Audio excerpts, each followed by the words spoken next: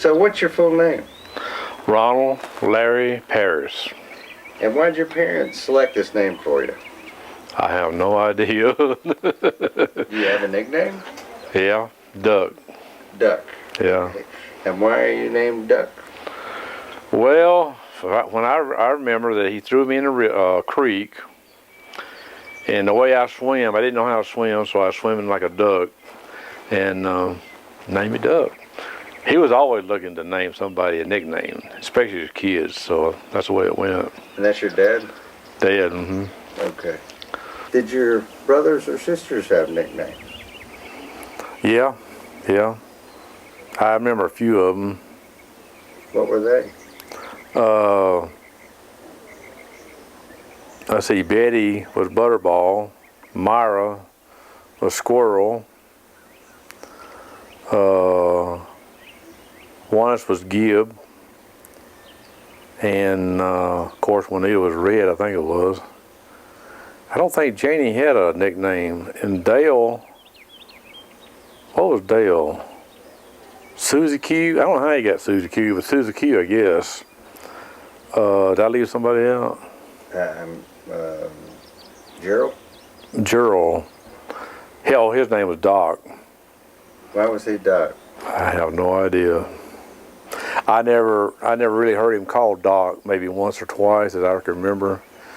But you always heard Duck and Squirrel, and maybe Butterball a little bit that I remember, you know. When and where were you born? They tell me that I was the first one born in the Coleman Hospital of our family. Okay. They were born at home before then. What year was that? That was 44. 1944, yeah. How did your family come to live in this area? I really do not know. The only thing I know is Dad grew up right below our house down there in the Luther and Dixie. And I don't know where they come from, but that's all I know. You know, Dixie was a Gay. Was a what? Her maiden name was Gay. Her last name was Gay. So the only thing I know is I don't know where Dad's Luther came from. I don't know if he's in this area already or what. So Luther died in 1926. See. But, so what was the house like? How many rooms did you have? The house that Dad built, he built it in I think it was the early 40s, and it had a living room, a dining room, and a kitchen. It went straight. And then off the living room, it had a bedroom, and off the dining room, it had a bedroom. Then off the kitchen, it had a little porch, and it had a full on the front. It had a full porch cross. Did you have indoor plumbing, telephone, electricity? No, we had electricity in. Must have got electricity somewhere around 50, 49. We didn't have plumbing. Even when I left in '63, we didn't have plumbing. You drawed water from the well.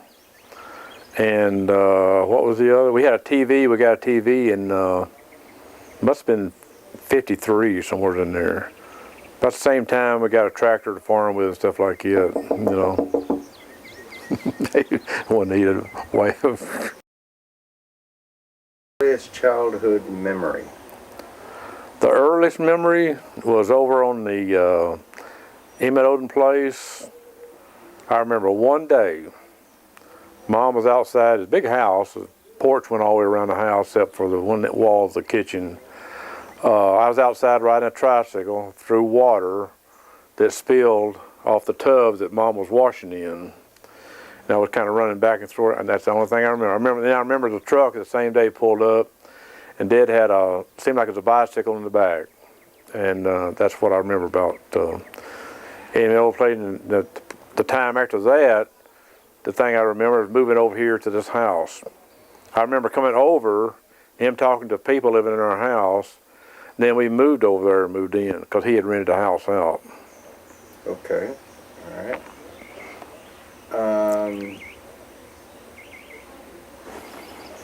Was there any special items or memories in the house about the house?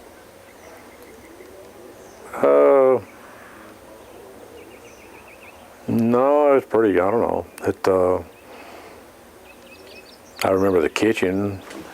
All right, so let's start over with that. And the question was there any particular item in your house that you remember? I remember a dresser that had a mirror on one side, and below the mirror was drawers, and on the right it was like you hung clothes up in. And that dresser, or I guess you call it a dresser, I don't know what to call it, but that's what I remember. Okay. Tell me about it. Did you have to do family chores, and what were they? Chores? Well, I didn't do any chores until we turned about, I don't know if it was 10 years old, it might have been 9 years old. I remember the first thing, we had to go to the field before that a little bit, I remember that, but the main chore that sticks in my mind is milking. He started you out milking about 9 or 10 years old, and you milk morning and night. When you started, you milked 7 days a week, twice a day. That's just, that's the rest of the time. Did you get an allowance? No. Did you ever make any money doing stuff, and if so, how? No.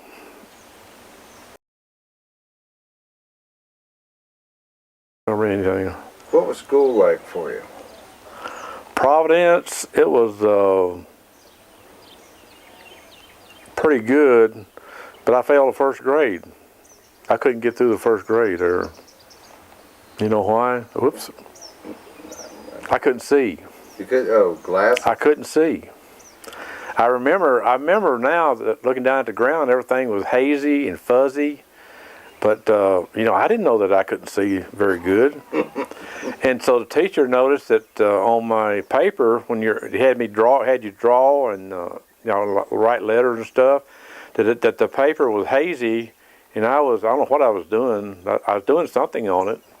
But she's the one that noticed, Miss Knight. She noticed that there was something wrong, so they took me to have my eyes checked.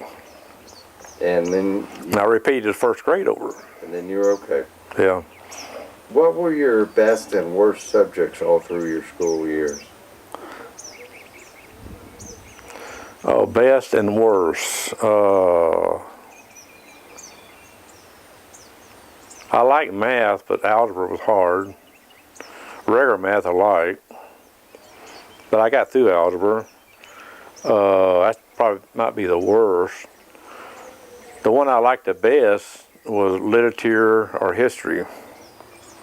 Geography or world history or something like that. Where'd you go to grade school, junior high school, or other school? Well, Providence was a 3-room school. Whoops. And at Providence, you had first and second grade in one room, third and fourth, then fifth and sixth in another room. So I went through 6th grade there. And then I was bused over to Vinemont and went through 3 grades from 7th through the 9th.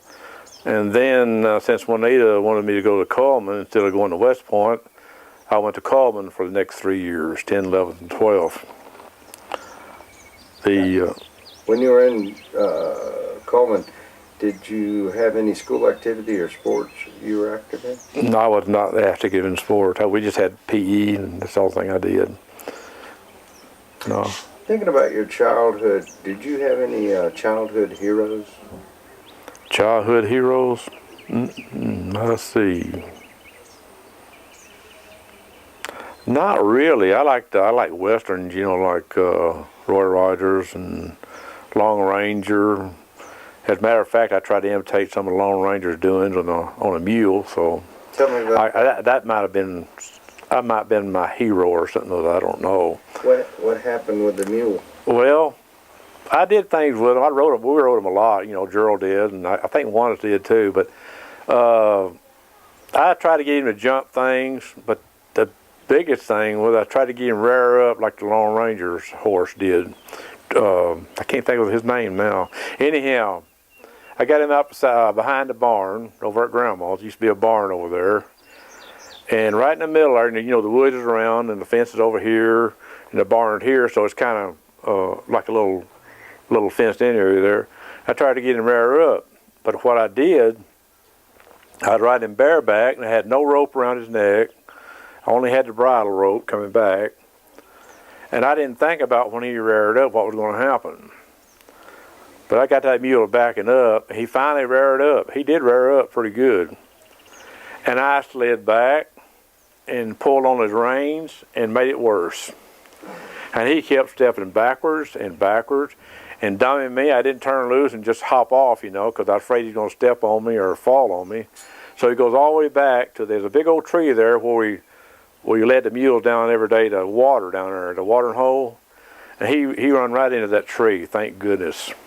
He just skint my leg up pretty good. It felt like it, you know, skint real good. You know, you feel it real good. But that's the only thing that happened that time. I was lucky. So that was a long ranger deal. Well,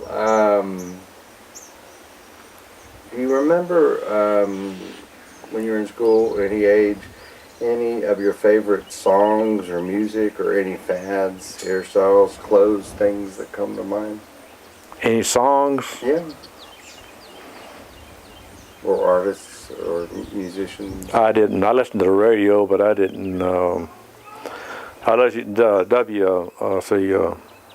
WVOK out of Birmingham, the 50s hits, you know. But the only real song I really remember is a Doris Day song we had on a 45. What was that? What Will Be, Will Be. Remember that song? That's the only artist and song that I remember. The other songs I just listened to, I didn't try to remember the artist or anything like that.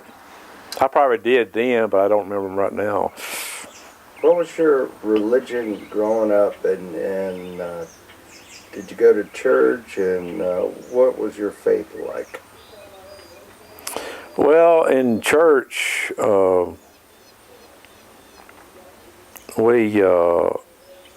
I went between Vineland and Coven Church of Christ, and there's some Sundays, I can't remember exactly why, some Sundays Mom didn't go, so Liddy come up there and pick us up and take us to 4th Street.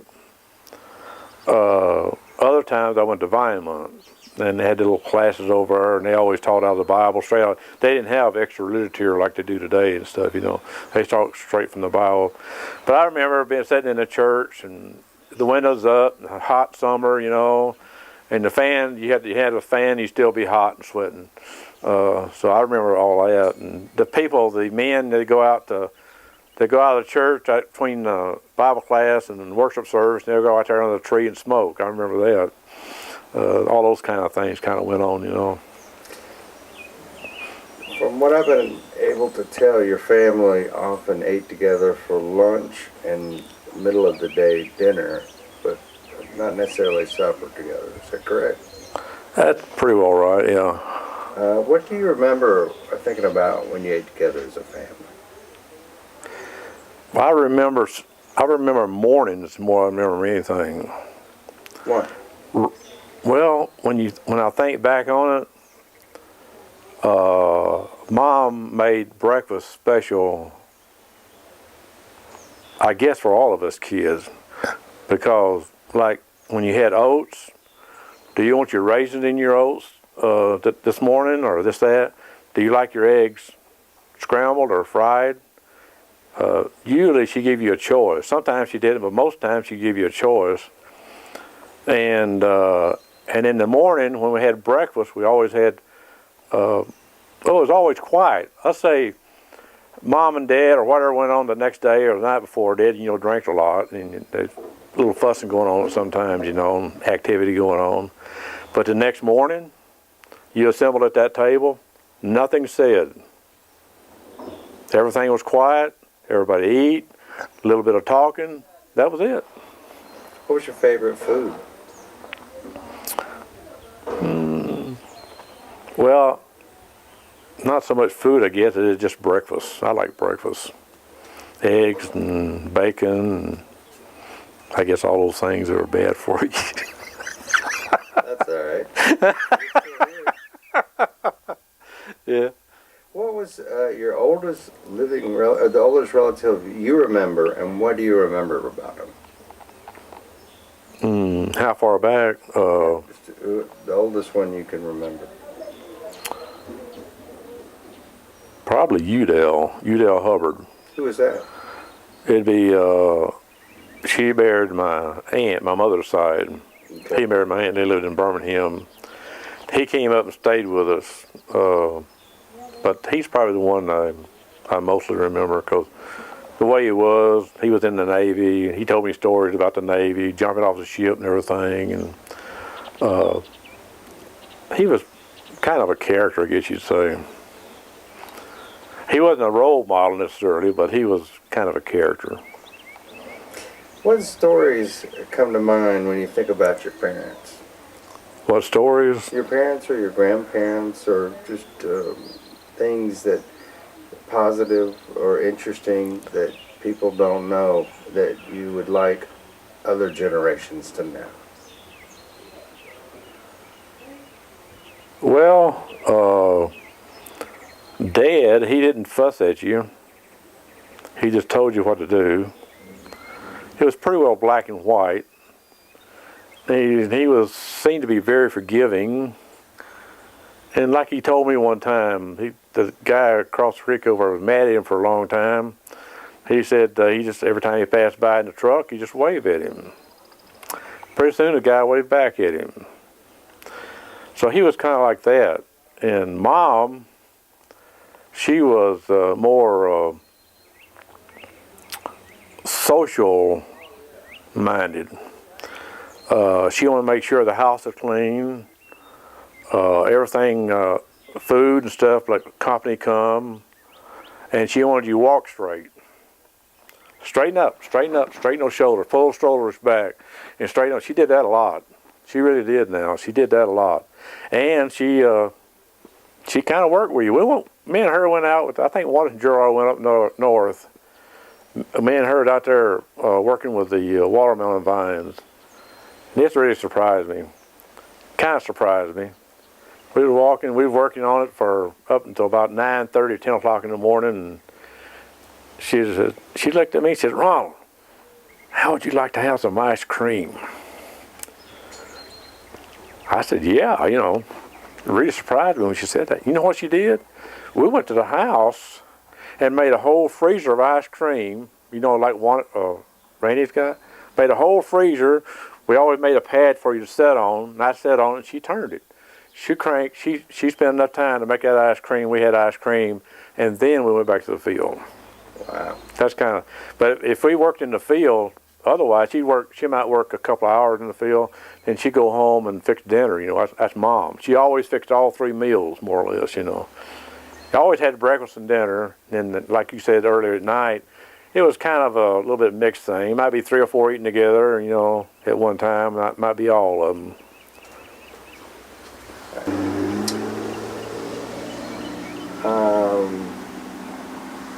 When and how did you meet your spouse? Oh, I met Charlotte up north. Met her at, I had met her down here, but I met her up north at her house. How would you describe your spouse, and what do you most admire about them? Charlotte, she's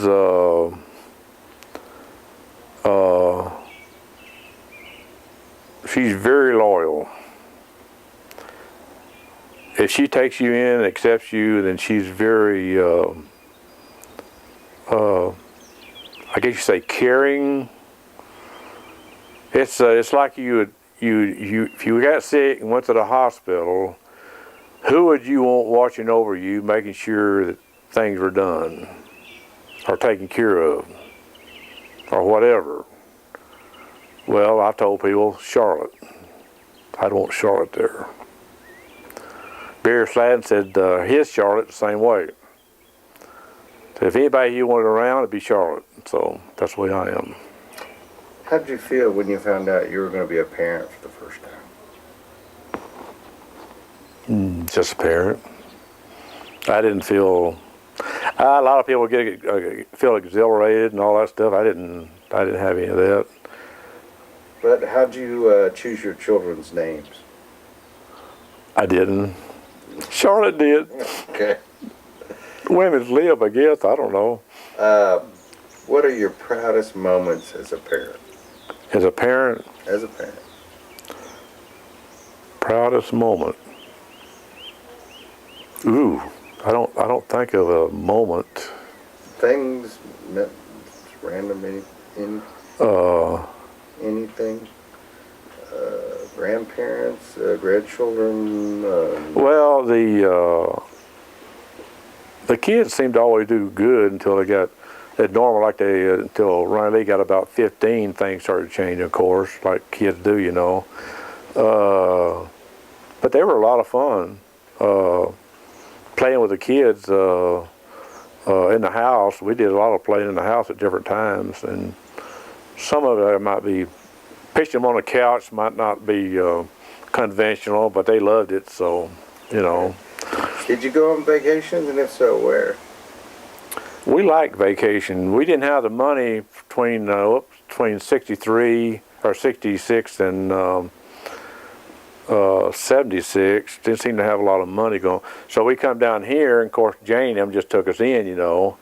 But we liked the trip down here and the trip back. We enjoyed that. And then we could, when we were down here, we could go to like Lookout Mountain, or we didn't go very many places on then. But now and then, when I got to Bendix, we went to like Walt Disney World. We'd go to over in Ohio to a theme park. We go places like that then. Then we go camping out with friends and on Lake Michigan and stuff like that. Now, what was your profession, and how did you end up doing that? Doing that? Well, when I went up north because Wanderers and Jurors was up there. That's very simple. And I was interested in getting away from here, more or less. So when I went up there, they told me that the summer before I was up there, they told me that the Ben Henco was going to hire me. They said they were going to hire me. So I got hired on in August, I believe it was. I worked at a filling station to start with, and then I got hired on in August. Worked in the plating shop all winter. That's where a lot of chemical, a lot of plating went on there. Washing stuff, degreasing, all this kind of stuff went on there. And styrofoam. They made styrofoam there, so I helped with the styrofoam, cutting and stuff like that, you know. But then next summer in April, Juanis came over from the new building, Henco built out right beside there, and I wound up in cutter grind. Cutter grind is anything that cuts metal or anything, you know. Of course, drills, end mills, reamers, things like that. And I got in there, and that's pretty well what I stayed with all the way through.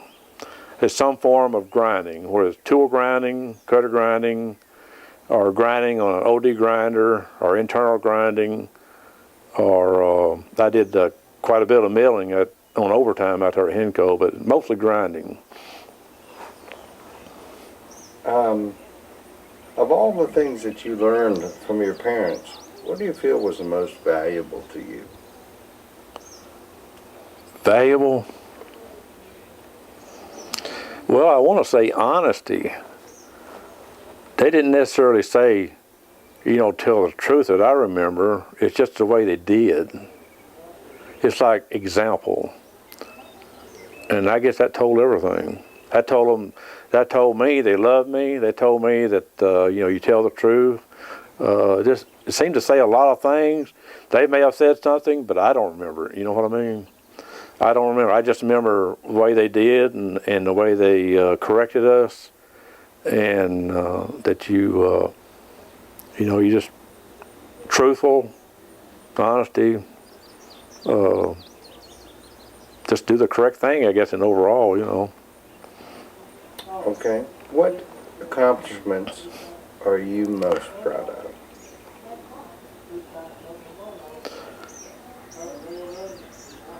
Well, back to the occupation I had. Anything about your life? I was pretty good. I was pretty proud of being able to do grinding at Bendix. The type of grinding they had, because you use trig and other math to do it with, and I really liked that. It sounds very scientific. Well, it's not really, but you had to do forms. You had to do races into flats, races into angles. You had to do all kinds of different things there. That was. I liked it. That's the best place I worked is Bendix. How long did you work at Bendix? A little over 9 years. Okay. All right. Now, let's say your great-great-grandchildren get an opportunity to see this. What is the one thing you want people to remember about you? Remember about me? Yeah. Well, for sure, I hadn't said this before any place, but to believe in God, there is a God, that the Bible is true, that man has been trying to prove the Bible fallacies for ages and ages, but it seems to come back from the start to the finish. It's it's truthful all the way through. It kind of covers itself and everything, but living a godly life is, to me, would be a good memory, living a godly life. But I haven't lived a real godly life, what you call pure life. But I try to live pretty good, in that way. Gerald? Mm-hmm.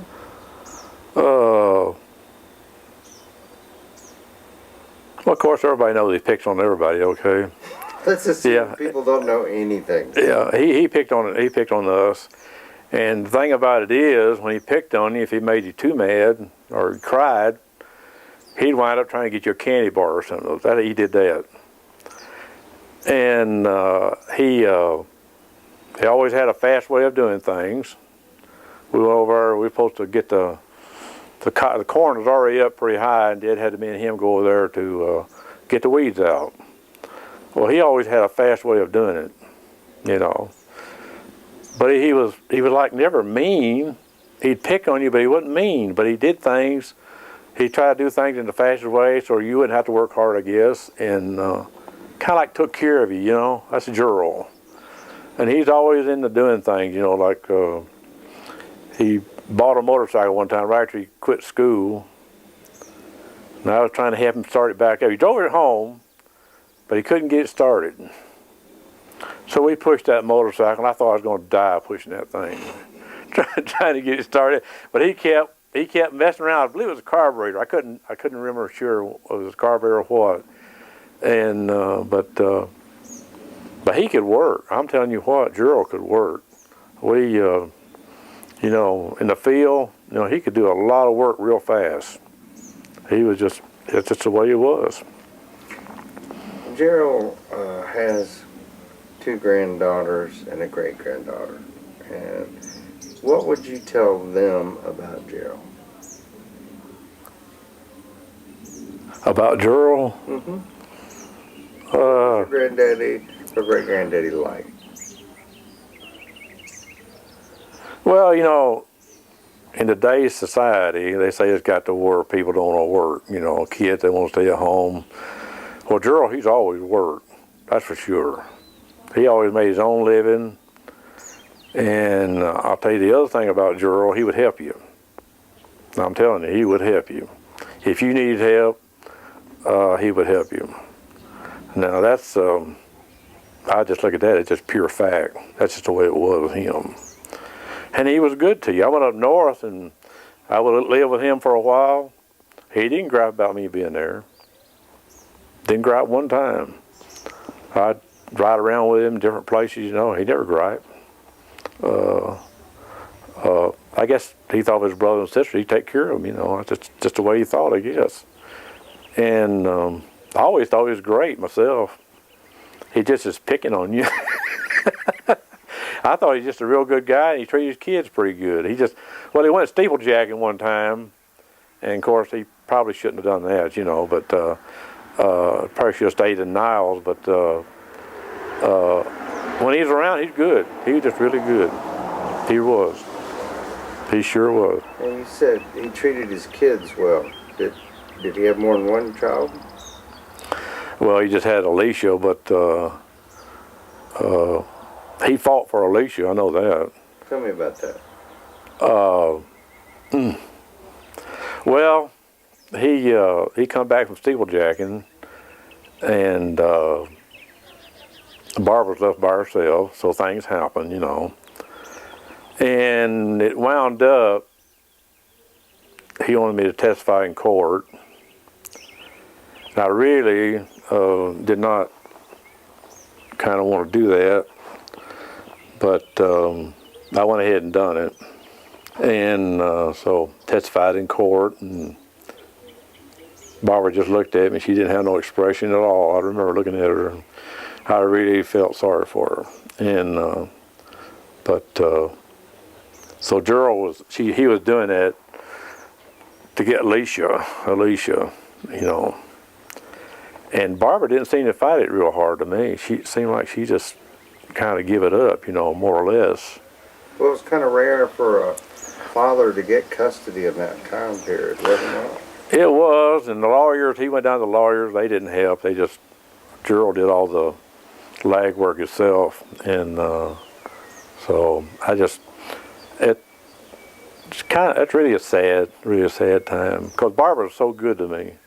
She's really such a good person. She's just a good person. I don't know what it was like, but I get the impression that Alicia and her father were very close and that he loved her dearly. That's the way it seemed. That's the way it looked. Alicia, when I lived in a trailer down there with him, had a little bitty trailer. She just got to walking good. It was Gerald and Barbara and me and somebody else playing cards. I remember Alicia walking around us. I didn't know why she was walking around us, but she was looking at the card table. She did that about twice. I'm shaking out here now. She did that about twice, and all of a sudden that hand went over and them cards went flying. I never did figure that out. I guess she probably wasn't getting enough attention or something other, you know. Boy, them cards went flying. That was Alicia, though. That was her.